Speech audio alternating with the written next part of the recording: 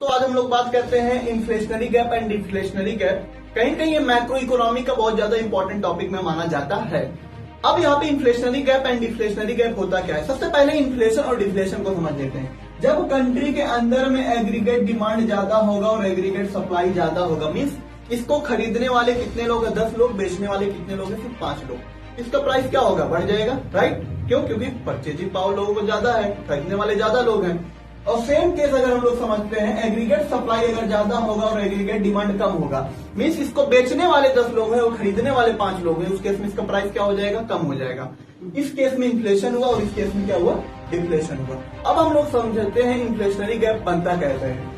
सबसे पहले अगर हम लोग बात करते हैं एडी का, एडी इक्वल टू क्या होता है? सी प्लस आई होता है। और अगर हम लोग बात करते हैं एएस का, एएस इक्वल टू क्या होता है? C plus S. And AS equal to हम लोग क्या मानते हैं? वाई। मीन्स यहाँ पे जो 45 डिग्री का एंगल बन रहा है ना, इसी को हम लोग क्या बोलते हैं? वाई इक्वल टू एएस बोलते हैं। मतलब इनकम और एग्रीगेट सप्लाई सेम चीज है यहाँ पे, ठीक। अब एई 0 है और एई 1 है।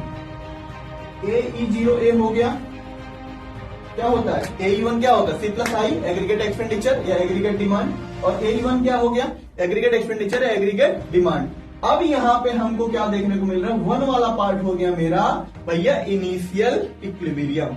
मीन्स जहां पे एग्रीगेट डिमांड और एग्रीगेट सप्लाई एक दूसरे को इंटरसेक्ट कर रहा है, उसी को हम लोग क्या बोल रहे हैं? इक्विलिब्रियम।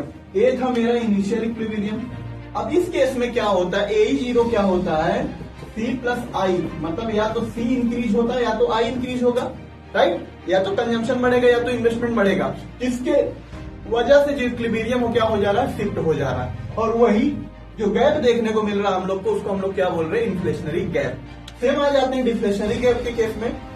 ये था मेरा इक्विलिब्रियम, ये वाला पॉइंट इक्विलिब्रियम था। अब यहाँ पे जो सी प्लस आई बोल रहे हैं वो क्या हो रहा है? डिक्रीज हो रहा है। उस केस में क्या हो रहा था? इंक्रीज हो रहा था। या तो कंजम्पशन कम हो रहा है या तो इन्वेस्टमेंट कम हो रहा है या दोनों कम हो रहा है, जिसके वजह से हमको क्या देखने को मिल रहा है? एग्रीगेट डिमांड कम देखने को मिल रहा है। जब एग्रीगेट डिमांड कम हो जाएगा तो हम यहाँ से कहाँ पहुंच जाएंगे? यहाँ पे, जिसके वजह से हमको क्या देखने को मिल रहा है? डिफ्लेशनरी गैप देखने को मिल रहा है। Thank you so much. आज की वीडियो में इतना ही। जल्दी लेके आएंगे मैक्रो इकोनॉमी का दूसरा टॉपिक। Thank you.